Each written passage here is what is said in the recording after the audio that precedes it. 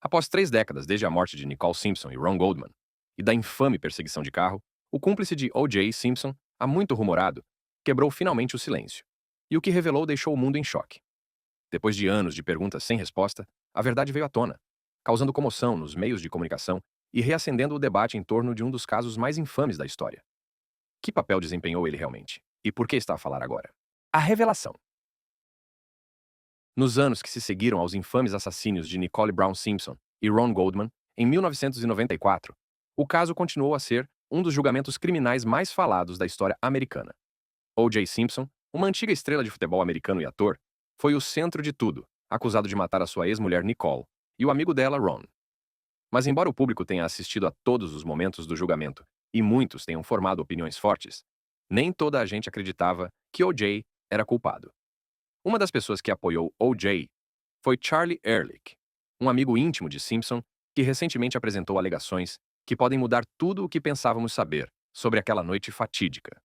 Charlie Ehrlich sempre foi uma figura discreta no fundo da vida de O.J. e durante muitos anos nunca partilhou publicamente os seus pensamentos sobre o caso. No entanto, entrevistas recentes revelaram que Charlie acredita que O.J. foi injustamente culpado pelos assassínios. Na entrevista à US Weekly, ele disse que nunca acreditei que ele estivesse envolvido. Nunca, nunca acreditei que ele estivesse envolvido na morte da sua ex-mulher e de Ron Goldman. Insiste que a verdadeira história nunca foi totalmente contada e que pormenores importantes foram ignorados na pressa de condenar Simpson no Tribunal da Opinião Pública. Afirma que, uma vez falei no assunto, e ele tinha lágrimas nos olhos. Eu sabia no meu coração que ele não tinha nada a ver com isso. Eu simplesmente sei. De acordo com Charlie, outra pessoa pode ter estado envolvida nas mortes de Nicole e Ron. E O.J. tem carregado injustamente o peso das suas mortes durante décadas. As declarações de Charlie são um choque para muitos, especialmente porque o julgamento, na altura, parecia apresentar um caso claro contra O.J.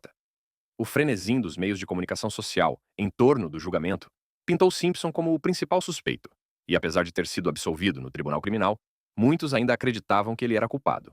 Agora, as afirmações de Charlie estão a levantar novas questões sobre o que realmente aconteceu e se o caso contra O.J. era tão sólido como parecia. Para compreender por que é que Charlie se sente assim, é importante revisitar a relação entre O.J. Simpson e Nicole Brown Simpson, bem como os acontecimentos que levaram à sua morte. Nicole Brown nasceu em 1959 e cresceu no seio de uma família abastada.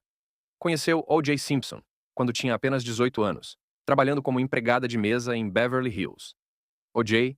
era uma grande celebridade na altura, uma antiga estrela da NFL que tinha passado a ser ator e comentador de esportivo. Os dois rapidamente se tornaram um casal e, em 1985, casaram-se. Visto de fora, a sua vida parecia glamourosa. O.J. era um dos atletas mais famosos da América, e Nicole era vista como a sua bela e solidária esposa. No entanto, o seu casamento estava longe de ser perfeito. Ao longo dos anos, a sua relação tornou-se tensa e surgiram relatos de violência doméstica. Nicole chamou a polícia várias vezes durante o seu casamento, alegando que O.J. era abusivo. Num dos incidentes mais conhecidos, em 1989, Nicole chamou a polícia à sua casa dizendo: "Ele vai matar-me! Ele vai matar-me!" Depois de O.J. a ter alegadamente agredido na véspera de Ano Novo.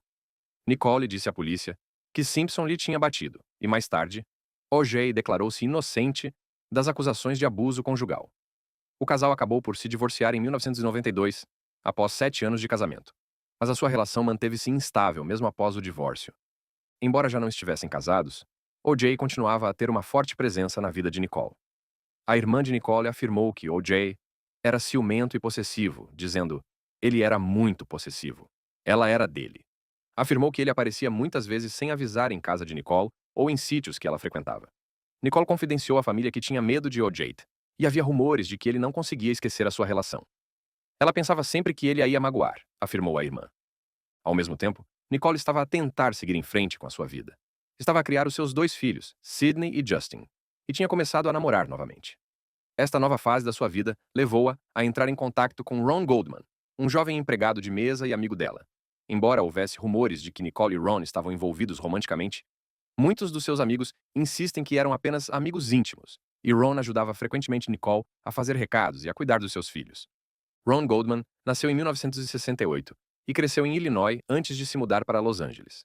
Trabalhava como empregado de mesa e sonhava em tornar-se modelo e ator. Era extrovertido, amigável e muito querido, por todos os que o conheciam.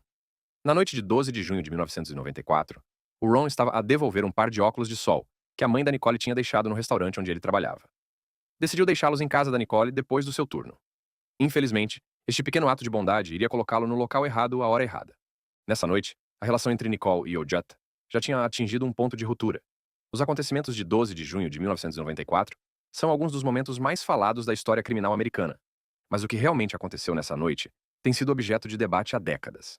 Embora a história oficial se centre em O.J. Simpson como o principal suspeito, muitos acreditam que a verdade é muito mais complicada. De acordo com Charlie Ehrlich, que se pronunciou recentemente, a verdadeira história pode não ter sido totalmente revelada, e pode haver outra pessoa envolvida nos assassínios brutais de Nicole Brown Simpson e Ron Goldman. Vamos percorrer os pormenores conhecidos dessa noite fatídica para explorar a possibilidade de haver mais na história. Era um domingo à noite em Brentwood, um bairro de luxo em Los Angeles, e Nicole Brown Simpson tinha passado o dia com os seus filhos. Tinha acabado de regressar de um jantar de família no Mezzaluna, um restaurante italiano, com a mãe, a irmã e os filhos. Depois de sair do restaurante, a mãe de Nicole apercebeu-se de que tinha deixado os óculos de sol para trás. Um amigo da família, Ron Goldman, que trabalhava como empregado de mesa no Mezzaluna, ofereceu-se para os deixar em casa de Nicole assim que o seu turno terminasse. Por volta das 22h15, Nicole estava de volta ao seu apartamento com os seus dois filhos, Sidney e Justin, que tinham adormecido. Ron Goldman, fiel à sua palavra, passou pelo apartamento de Nicole para devolver os óculos de sol. A partir daí, o que aconteceu exatamente continua a ser um mistério. O que sabemos é que, por volta das 22h30, os vizinhos disseram ter ouvido os gritos do cão de Nicole, Cato, um grande Akita. Este foi um momento chave na cronologia, porque o ladrar angustiado de Cato indicava que algo tinha corrido terrivelmente mal.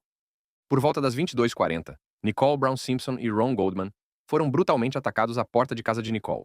Nicole foi esfaqueada várias vezes na cabeça e no pescoço, enquanto Ron foi esfaqueado no peito e no abdômen, provavelmente enquanto tentava defendê-la. Foi uma cena horrível, com as duas vítimas a serem deixadas a morrer no passeio da frente do condomínio.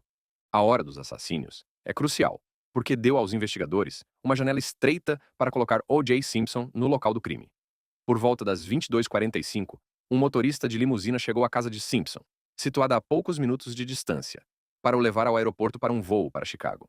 De acordo com o motorista, este tocou a porta de embarque e não obteve resposta durante vários minutos. Depois, pouco antes das 23h, viu um vulto a atravessar o quintal de Simpson. E alguns minutos mais tarde, Simpson atendeu o intercomunicador. O condutor da limusina afirmou que Simpson tinha 4 malas consigo, mas que mantinha uma mochila muito perto de si. As pessoas que se encontravam no aeroporto afirmaram tê-lo visto esvaziar um saco para um caixote do lixo, o que levou muita gente a especular que ele estava a desfazer-se das provas que o poderiam ligar aos homicídios. A acusação no julgamento de Simpson usou esta cronologia para sugerir que Simpson poderia ter cometido os assassínios, regressado rapidamente a casa e depois fugido para Chicago. Charlie Ehrlich poderia ter estado com O.J. nessa noite e, em caso afirmativo, que papel desempenhou. De acordo com Ehrlich, não foi ele quem cometeu os assassínios, mas sugere que houve outra figura envolvida, alguém que ainda não foi publicamente nomeado ou devidamente investigado.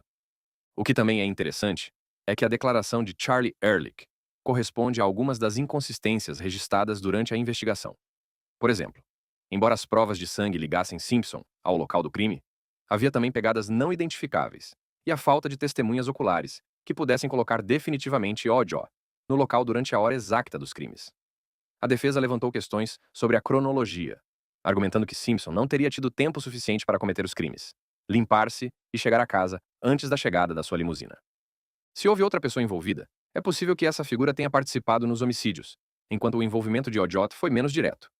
Esta teoria também explica por que Ojot pode ter agido de forma tão suspeita nos dias que se seguiram aos homicídios, fugindo na agora famosa perseguição ao Bronco, a baixa velocidade e comportando-se de forma estranha. É possível que estivesse a proteger outra pessoa ou a debater-se com a sua própria culpa pelo que tinha acontecido. Charlie Ehrlich não deu uma explicação completa do que pensa ter acontecido nessa noite, mas a sua afirmação de que O.J. foi injustamente culpado reforça a ideia de que a história completa ainda está por contar. Se outra pessoa esteve envolvida, isso levanta a possibilidade de O.J. ter sido responsabilizado por algo que não fez ou que pelo menos não fez sozinho. O.J. Simpson, Charlie Ehrlich e a história não contada. Embora Ehrlich só recentemente tenha avançado com as suas alegações sobre a noite dos assassínios, é importante compreender primeiro a sua ligação a O.J. Simpson e o potencial papel que poderá ter desempenhado num dos casos de homicídio mais infames da história americana. Charlie Ehrlich não era apenas um conhecido casual de O.J. Simpson. Os dois homens tinham uma amizade que se estendia por anos antes dos trágicos acontecimentos de 12 de junho de 1994, com Ehrlich a afirmar que era muito próximo de O.J. e da sua família, e que passava os natais e as férias em sua casa. Embora Ehrlich tenha mantido um perfil relativamente discreto ao longo dos anos, a sua relação com Simpson atraiu o interesse público na sequência das suas alegações de que O.J. foi injustamente responsabilizado pelos assassínios de Nicole Brown Simpson e Ron Goldman. Segundo consta, Ehrlich era suficientemente próximo de O.J. para lhe confiar em assuntos pessoais e para saber pormenores íntimos da vida de Simpson. Poder-se-ia mesmo dizer que era mais do que um simples amigo, era alguém em quem O.J. teria confiado nos momentos difíceis. Esta amizade íntima torna os seus recentes comentários sobre a inocência de O.J. ainda mais significativos. No entanto, o nome de Ehrlich não foi amplamente associado ao caso Simpson até anos mais tarde, quando começaram a circular rumores sobre o seu potencial envolvimento na entrevista que Simpson deu sobre os hipotéticos acontecimentos que poderiam ter ocorrido na noite da morte de Nicole e Ron. Embora grande parte do passado de Ehrlich permaneça fora do conhecimento público, o que é claro é que ele esteve presente na vida de O.J. durante momentos críticos, incluindo a altura dos homicídios. Esta proximidade com Simpson levanta questões sobre o quanto Ehrlich sabia sobre o que se passou naquela noite fatídica. Um dos elementos mais intrigantes desta história é a ideia de que Charlie Ehrlich poderia ser a figura hipotética que O.J. Simpson descreveu durante a sua infame entrevista de 2006 a Judith Regan. Esta entrevista destinava-se a promover o livro de Simpson If I Did It, no qual O.J. descreve um cenário hipotético em que estava presente no local dos crimes. Na entrevista, o próprio Simpson descreveu um cenário em que ele, acompanhado por um homem chamado Charlie, chegou à casa de Nicole nessa noite. Neste relato, Simpson afirmou que Charlie estava com ele e que as coisas ficaram fora de controle. Embora esta história tenha sido apresentada como puramente hipotética, muitos afirmaram que Simpson estava a revelar mais verdade do que ficção nesta suposta confissão. Embora O.J. afirme que o cenário que descreve é puramente teórico, muitos se perguntam se o cúmplice apelidado de Charlie existe de fato e se essa pessoa pode ter informações importantes sobre o que realmente aconteceu. Na altura, a maioria das pessoas assumiu que Charlie era simplesmente uma figura fictícia, uma ferramenta utilizada por Simpson para explicar os homicídios de uma forma indireta, sem admitir diretamente a culpa. Mas agora, com as alegações de Charlie Ehrlich a virem à tona, há quem se pergunte se Charlie foi baseado numa pessoa real. Poderá Charlie Ehrlich ter sido a outra pessoa que lá esteve nessa noite? Poderá a sua versão dos acontecimentos esclarecer pormenores que eram anteriormente desconhecidos do público? Esta possibilidade deu origem a inúmeras teorias sobre o que Ehrlich poderia saber, e se o seu envolvimento é mais profundo do que simplesmente defender O.J. em público. A relação entre O.J. e Ehrlich torna-se ainda mais intrigante quando revisitamos a infame perseguição automóvel que cativou a nação a 17 de junho de 1994, apenas 5 dias após a morte de Nicole e Ron. A perseguição a baixa velocidade de O.J. num Ford Bronco branco, conduzido pelo seu amigo e antigo colega de equipa Al Cowlings, foi vista por milhões de pessoas em direto na televisão. Na altura, O.J. era um fugitivo, não se tendo entregado às autoridades depois de ter sido acusado de duplo homicídio. A perseguição é um dos momentos mais emblemáticos da cultura pop americana, com Simpson a apontar uma arma à cabeça no banco de trás do Bronco, ameaçando suicidar-se enquanto tentava fugir, o que levou toda uma força policial e os meios de comunicação social a persegui-lo. A situação era tensa e, para muitos, parecia que O.J. estava a contemplar a sua culpa nos homicídios de Nicole e Ron. No entanto, há quem se interrogue agora se O.J. não estaria a fugir de um crime que cometeu, mas sim de um sistema que ele acreditava estar a persegui-lo injustamente. A perseguição do Bronco terminou pacificamente na entrada da casa de O.J., onde foi preso e detido. Mas a imagem de O.J. no banco de trás, com um ar muito cansado e à beira do suicídio, continua a assombrar a memória do público sobre o caso. Marcou o início de uma das batalhas legais mais mediáticas da história dos Estados Unidos. O julgamento de O.J. Simpson, que começou em janeiro de 1995, é muitas vezes referido como o julgamento do século. Foi um espetáculo mediático como nenhum outro, com todos os momentos transmitidos em direto na televisão. O caso atraiu a atenção de todo o mundo, não só devido ao estatuto de celebridade de O.J., mas também devido às questões raciais e sociais que trouxe para o primeiro plano da consciência americana. A acusação, liderada por Marcia Clark e Christopher Darden, apresentou uma montanha de provas que pareciam apontar diretamente para a culpa de Simpson. Provas de sangue, amostras de ADN e a infame luva ensanguentada encontrada no local do crime ligavam O.J. ao crime. No entanto, a equipa de defesa de Simpson, conhecida como a Equipa de Sonho, liderada por Johnny Cochran, Robert Shapiro e F. Lee Bailey, argumentou que as provas tinham sido maltratadas e que O.J. estava a ser incriminado por um departamento de polícia de Los Angeles corrupto e racista. Um dos momentos mais memoráveis do julgamento ocorreu quando foi pedido a Simpson que experimentasse a luva ensanguentada.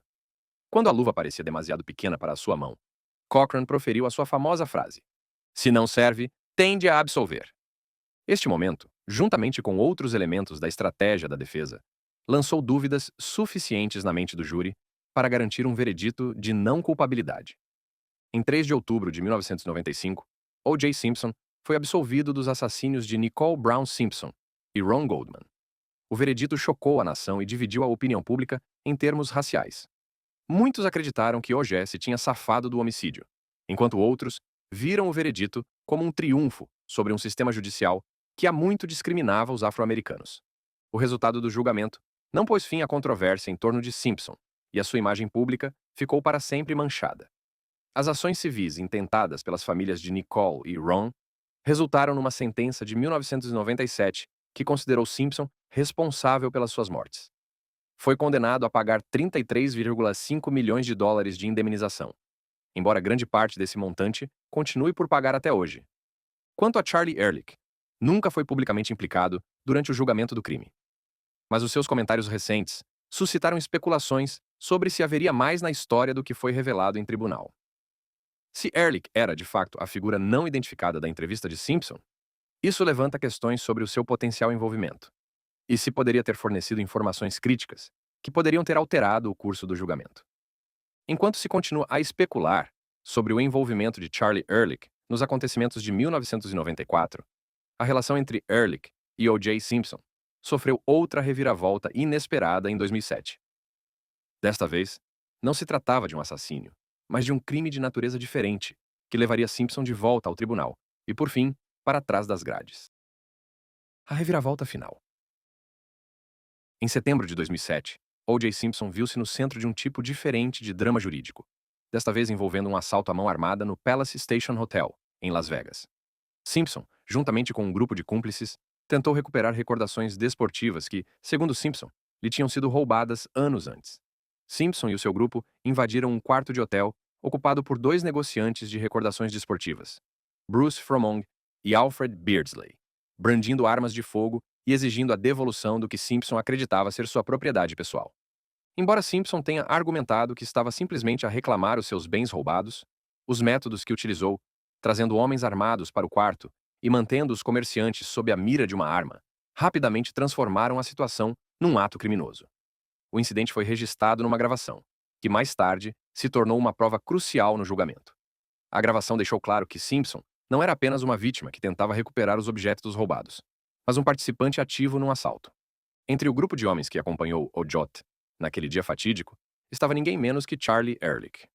Depois de anos na sombra, Ehrlich foi empurrado para a ribalta como um dos co-réus de Simpson. Foi uma reviravolta surpreendente na sua amizade de longa data, e o mundo ficou a saber que Charlie tinha desempenhado um papel nesta tentativa malfadada de recuperar as recordações de Simpson. Embora Charlie não estivesse diretamente envolvido na posse de uma arma, a sua presença e envolvimento no planeamento do assalto tornaram-no cúmplice. A questão de saber por que é que ele teria concordado em participar num empreendimento tão arriscado permanece sem resposta. Terá sido por lealdade para com O.J., ou terá ele acreditado genuinamente que estavam simplesmente a recuperar objetos que pertenciam por direito a Simpson? Independentemente das suas intenções, Charlie viu-se confrontado com sérias consequências legais ao lado de O.J. O roubo não foi um crime de improviso, mas sim algo que tinha sido planeado, o que o tornou ainda mais prejudicial para os envolvidos. Os tribunais trataram o evento como um assalto à mão armada premeditado. E tanto Simpson como seus cúmplices foram acusados em conformidade. Nos acontecimentos que se seguiram ao assalto, foi o testemunho de Charlie Ehrlich que viria a revelar-se um dos momentos mais importantes do caso. Perante a possibilidade de passar anos na prisão, Ehrlich fez um acordo com os procuradores. em troca de uma redução da pena, concordou em testemunhar contra Simpson, contando os acontecimentos daquela noite e descrevendo em pormenor o planeamento que tinha sido feito previamente. Durante o seu depoimento, Ehrlich descreveu como o grupo tinha concordado em confrontar os vendedores de recordações, mas minimizou o nível de violência que acabou por ser utilizado. Afirmou que as armas nunca deveriam fazer parte do plano e que a situação se tinha descontrolado. As suas declarações pintaram um quadro de um crime caótico e desorganizado, motivado pela determinação de OJ em recuperar os seus bens a qualquer custo. A decisão de Ehrlich de testemunhar contra o seu amigo de longa data foi vista por muitos como uma traição. Foi um ponto de viragem na relação entre ambos e acrescentou uma camada de drama a um julgamento já de si sensacional. O seu testemunho, combinado com as gravações áudio-condenatórias, forneceu à acusação as provas de que necessitava para obter uma condenação. Em outubro de 2008, O.J. Simpson foi condenado por várias acusações, incluindo assalto à mão armada, agressão com arma mortal e rapto. A condenação representou uma dramática queda em desgraça para Simpson, que tinha conseguido evitar a pena de prisão no julgamento por homicídio anos antes. Desta vez, porém, o resultado foi diferente. O juiz condenou Simpson a 33 anos de prisão, com a possibilidade de liberdade condicional após 9 anos. A severidade da sentença chocou muita gente, levando à especulação de que a condenação de Simpson era, em parte, o resultado de um ressentimento persistente pela sua absolvição no julgamento de 1995. Alguns consideraram-na como uma forma de justiça atrasada, enquanto outros acreditaram que a sentença era desproporcionada em relação ao crime. Para Charlie Ehrlich, a sua decisão de testemunhar contra Simpson valeu-lhe uma pena reduzida. Foi-lhe concedida liberdade condicional e evitou a longa pena de prisão que Simpson acabaria por enfrentar. O caso do roubo, embora muito menos dramático do que o julgamento do homicídio, voltou a colocar Simpson no centro das atenções do público e reforçou a ideia de que a sua vida estava cheia de controvérsia e de más decisões. O tempo de Simpson na prisão foi preenchido com muito declínio físico e emocional. Em 2013, depois de cumprir quase 5 anos atrás das grades, foi-lhe concedida a liberdade condicional relativamente a algumas das acusações menos graves relacionadas com o assalto. No entanto, permaneceu na prisão pelos crimes mais graves até 2017, altura em que lhe foi concedida a liberdade condicional total e foi libertado. A libertação de Simpson marcou o fim de um capítulo desastroso da sua vida. Mas o seu tempo fora da prisão foi de curta duração. Nos anos que se seguiram à sua libertação, foi noticiado que Simpson tinha lutado contra graves problemas de saúde, incluindo cancro. Embora os detalhes de sua doença não tenham sido amplamente divulgados, fontes próximas a Simpson revelaram que ele estava em tratamento para câncer de próstata, um diagnóstico que afetou seu bem-estar físico e mental. Em 2024, apenas 7 anos após a sua libertação da prisão, O.J. Simpson faleceu após uma longa batalha contra a doença. A sua morte marcou o fim de uma vida repleta de fama, fortuna, escândalo e tragédia. Para muitos, a morte de Simpson encerrou uma saga que se estendeu por décadas e cativou a nação. Com a morte de Simpson, a verdade total sobre o que aconteceu na noite dos assassínios de Nicole Brown Simpson e Ron Goldman pode nunca vir a ser conhecida. As alegações de Charlie Ehrlich sobre O.J. ter sido injustamente culpado ainda persistem. Mas com Simpson e as figuras-chave da época já não podendo falar por si próprios, os mistérios que rodeiam o caso continuam por resolver. O assalto de 2007 e o papel de Ehrlich, no mesmo, acrescentaram mais uma camada de complexidade à história da vida de Simpson. No final, os problemas legais de Simpson acabaram por ofuscar a sua fama anterior como estrela de futebol americano, e a sua imagem, outrora célebre, tornou-se sinônimo de escândalo e crime. Quando olhamos para trás, para a vida de O.J. Simpson, há uma questão que continua a pairar. Será que alguma vez saberemos verdadeiramente a história completa por detrás dos acontecimentos que moldaram a sua vida e, em última análise, o seu legado? Gostou deste vídeo? Clique em qualquer um dos cartões no seu ecrã agora mesmo para ver conteúdos semelhantes. Obrigado!